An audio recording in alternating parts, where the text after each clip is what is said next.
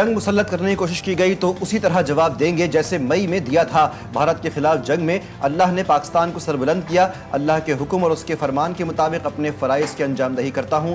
Field marshal Asim Munir کی شاہ اردن کے ظہرانے کے موقع پر غیر رسمی گفتگو۔ کہا پاکستان امن پسند ملک ہے، ہمیشہ اپنے دفاع اور خود مختاری کے لیے مضبوط موقف اختیار کرتا ہے۔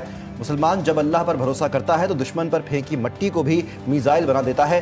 فیلڈ مارشل نے غزوہ احد سے متعلق اظہار خیال کرتے ہوئے پرانی آیات کا حوالہ بھی دیا۔ وفاقی آئینی عدالت کی پہلی کاسٹ لسٹ جاری۔ آئندہ ہفتے وفاقی آئینی عدالت میں 3 بینچز مقدمات کی سماعت کریں گے۔ چیف جسٹس وفاقی آئینی عدالت امین الدین خان اور جسٹس حسن اظہر رضوی کل سے مقدمات سنیں گے۔ جسٹس عامر فاروق اور جسٹس کے آقا پر مشتمل 2 رکنی بینچ بھی کل سے مقدمات کی سماعت کرے گا۔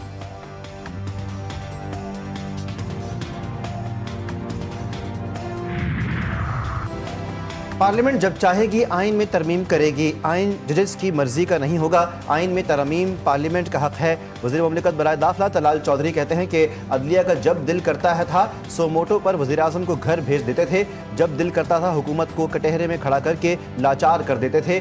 جس کا دل کرتا تھا ہٹا دیں اور جس کو دل کرے لے آئیں۔ یہ آپ کا کام نہیں، یہ سیاسی استعفے ہیں، ان کے استعفے بھی سیاسی رہیں گے۔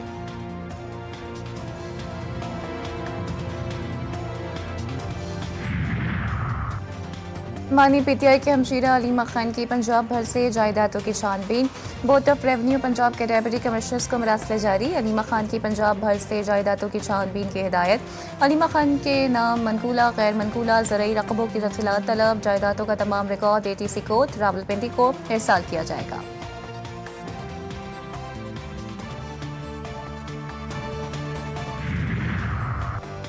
بیرسٹر گوہر کو اگر عدالت جانا ہے تو ضرور جائیں، میرا اندازہ ہے یہ عدالت نہیں جائیں گے۔ PTI کو برطانوی جریدے کے خلاف ضرور ایکشن لینا چاہیے، برطانیہ میں کیس کرنا چاہیں۔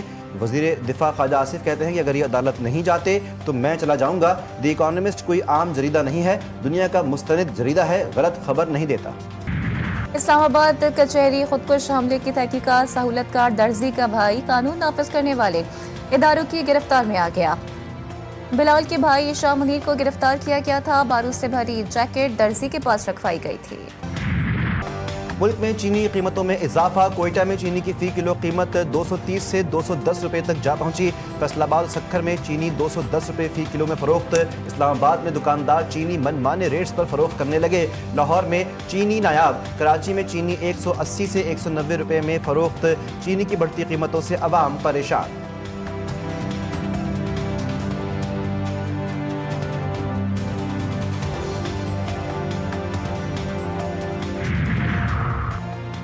حکومتی وارننگ کام کر گئی۔ پنجاب کی 27 شوگر ملز نے کرشنگ شروع کر دی۔ کین کمشنر پنجاب کا کہنا ہے کہ آج سے کرشنگ شروع نہ کرنے والی شوگر ملز کے خلاف ایکشن پلان تیار ہے اور کرشنگ شروع نہ کرنے والی شوگر ملز کو 10 لاکھ روپے یومیہ جرمانہ ہوگا۔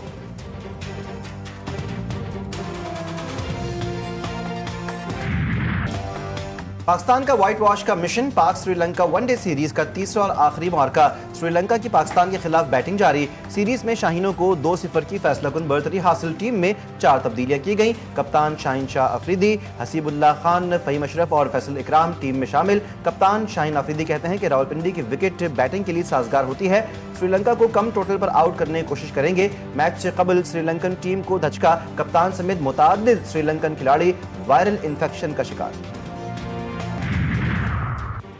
وفاقی وزیر داخلہ اور وزیر برائے اوورسیز پاکستانیز کا لاہور ایئرپورٹ کا دورہ۔ محسن نقوی کا امیگریشن کاؤنٹرز پر رش دیکھ کر ناراضگی کا اظہار۔ امیگریشن پروسیس جلد نمٹانے کا حکم۔ دونوں وزراء کی بیرون ممالک جانے والے مسافروں سے بات چیت۔ وفاقی وزیر صالح حسین نے سفری دستاویزات پر پروٹیکٹر سٹیکرز چیک کیے۔ محسن نقوی نے کہا کہ غیر قانونی امیگریشن بالکل برداشت نہیں ہوگی۔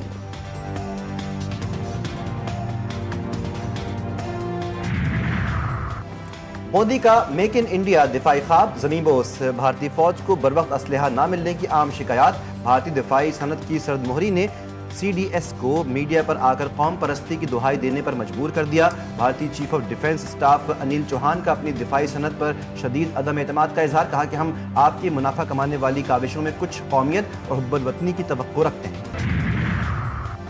روس نے پاکستان اور افغانستان کے درمیان ثالثی کی پیشکش کر دی۔ روسی وزارت خارجہ کی ترجمان ماریا زخارووا نے کہا کہ خطے میں استحکام ہماری ترجیح ہے۔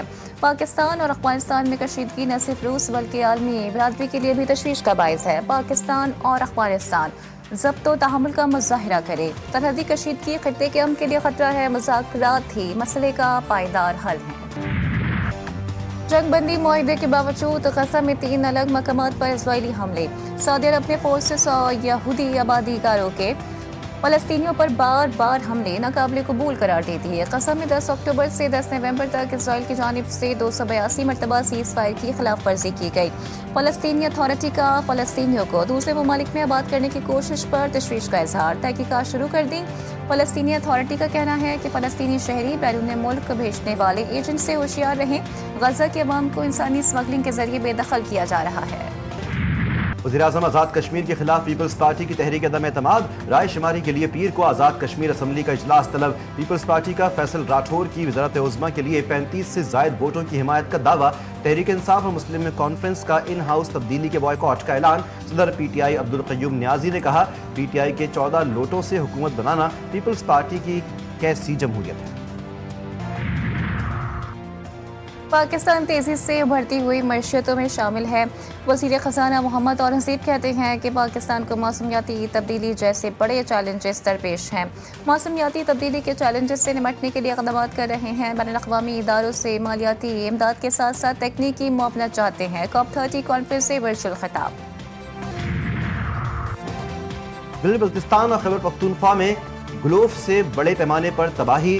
پاکستان نے گلیشیئر کے تحفظ کے لیے فوری عالمی تعاون کی اپیل کر دی۔ برازیل میں موسمیاتی تبدیلی سے متعلق تقریب سے خطاب میں وفاقی وزیر مصدق ملک نے کہا، دنیا کا برفانی نظام تیزی سے تباہ ہو رہا ہے۔ گلوف واقعات میں خطرناک اضافہ، فوری عالمی ایکشن کی ضرورت ہے۔ گلیشیئرز تیزی سے سکڑ رہے ہیں۔ پاکستان کی آبی سلامتی خطرے میں ہے۔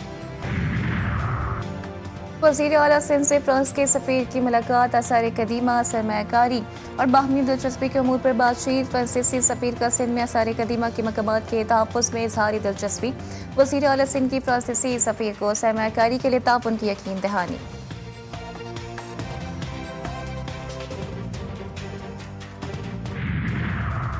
بلوچستان کے مختلف اضلاع میں فائرنگ کے واقعات میں 7 افراد جاں بحق۔ ضلع موسیٰ خیل کے علاقے کنگری سے 3 افراد کی لاشیں ملی۔ تینوں کو فائرنگ کر کے قتل کیا گیا، شناخت نہیں ہو سکی۔ خزدار کی تحصیل وڈھ میں 22 سالہ نوجوان کو گولیاں مار کر موت کی نیند سلا دیا گیا۔ جوب میں نامعلوم افراد کی فائرنگ سے نوجوان محب اللہ جان سے گیا۔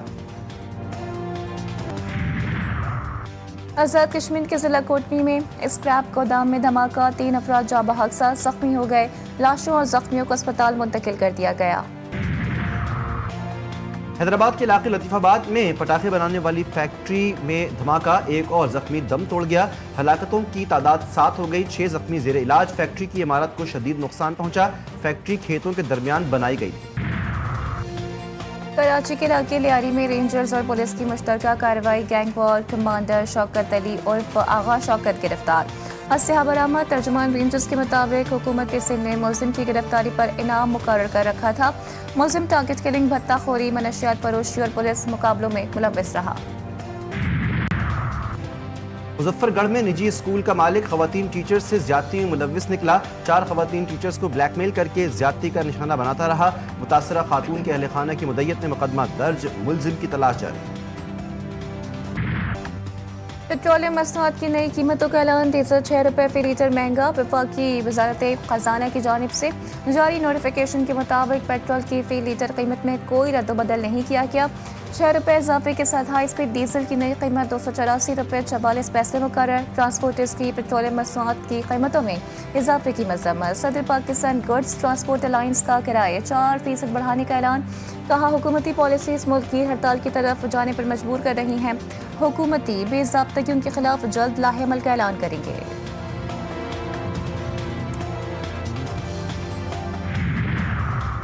صدر مملکت کا یوم برداشت پر بین الاقوامی برادری کے ساتھ یکجہتی کا اظہار۔ اپنے اپنے پیغام میں صدر زرداری نے کہا کہ پاکستان رواداری، امن اور باہمی احترام کے فروغ کے لیے پرعزم ہے۔ اسلام انسانیت، شفقت اور عدل کا درس دیتا ہے۔ پاکستان کا آئین مذہبی آزادی اور بنیادی حقوق کی مکمل ضمانت دیتا ہے۔ وزیر اعظم شہباز شریف کہتے ہیں کہ برداشت سے ہی معاشرتی استحکام اور ہم آہنگی جنم لیتی ہے۔ عدم برداشت معاشرتی بگاڑ کا باعث بنتی ہے۔ ہم سب کو مثبت رویے اپنانا ہوں گے۔ بلاول بھٹو نے کہا کہ عدم برداشت، نفرت اور تعصب کسی بھی معاشرے کی بنیادوں کو کمزور کرتے ہیں۔ میکسیکو میں تشدد اور بڑھتے جرائم کے خلاف نوجوانوں کی نئی تحریک زور پکڑ گئی۔ ہفتے کے روز مختلف شہروں میں ہزاروں افراد کا جنریشن زی کے نام سے احتجاج۔ یوروپان کے میئر کو قتل کیے جانے کے بعد احتجاج میں شدت آ گئی۔ میکسیکو سٹی میں نیشنل پیلس کے باہر مقامی پولیس اور مظاہرین کے درمیان شدید جھڑپیں، 100 پولیس اہلکار اور 20 عام شہری زخمی، جبکہ 20 افراد کو گرفتار کر لیا گیا۔ برطانیہ میں تارکین وطن کے لیے مستقل پناہ کی سہولت ختم، اب صرف عارضی رہائش ملے گی۔ برطانوی وزارت داخلہ کے مطابق جن پناہ گزینوں کو پناہ دی جائے گی انہیں طویل المدتی رہائش کے لیے درخواست دینے سے قبل 20 برس انتظار کرنا ہوگا، جو موجودہ طے شدہ مدت 5 سال سے 4 گنا زیادہ ہے۔ سابق کپتان سرفراز احمد کو پی سی بی میں نئی ذمہ داریاں مل گئیں۔ پاکستان شاہینز اور پاکستان انڈر 19 کے معاملات دیکھیں گے۔ سرفراز احمد کو پاکستان شاہینز اور پاکستان انڈر 19 کا انچارج بنا دیا گیا۔ سرفراز احمد ٹیموں کے ہمراہ بھی دورہ کر سکیں گے۔ سرفراز احمد پاکستان میں ہونے والی ٹریننگ اور سیریز میں بھی ٹیموں کے ہمراہ رہیں گے۔ کولکتہ ٹیسٹ میں جنوبی افریقہ نے بھارت کو 30 رن سے ہرا دیا۔ 124 رنز ہدف کے تعاقب میں بھارتی ٹیم 93 رنز بنا پائی۔ جنوبی افریقہ کے سالمن ہارمر نے 4 وکٹیں حاصل کیں۔ مارکو جانسن اور کیشو مہاراج نے 2 کھلاڑیوں کو آؤٹ کیا۔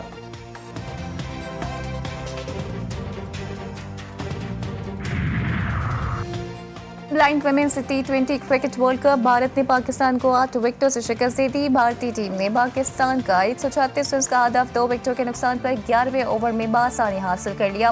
قومی بلائنڈ ویمن ٹیم نے پہلے کھیلتے ہوئے مقررہ 20 اوورز میں 8 وکٹوں پر 135 رنز اسکور کیے تھے۔ لاہور میں دوسری انٹرنیشنل باکسنگ چیمپئن شپ کا شاندار انعقاد۔ چیمپئن شپ 26 تا 29 نومبر جاری رہے گی۔ فائٹ فار گلوری چیمپئن شپ کا انعقاد جناح اسپورٹس کمپلیکس لاہور گیریجن میں ہوگا۔ 15 ملکوں کے 44 پروفیشنل باکسرز شرکت کریں گے۔ 6 پاکستانی اور 38 بین الاقوامی باکسرز ٹائٹل کے لیے مد مقابل ہوں گے۔ اور کراچی میں بچوں کی تخلیقی صلاحیتوں کے فروغ کے لیے سرگرمیاں، TDF میگنیفائی سائنس سینٹر میں چلڈرن مارکیٹ کا اہتمام۔ ننے ہنر مندوں نے اپنے ہاتھ سے تیار اشیاء کے سٹال سجائے، مختلف سرگرمیوں میں بھی حصہ لیا۔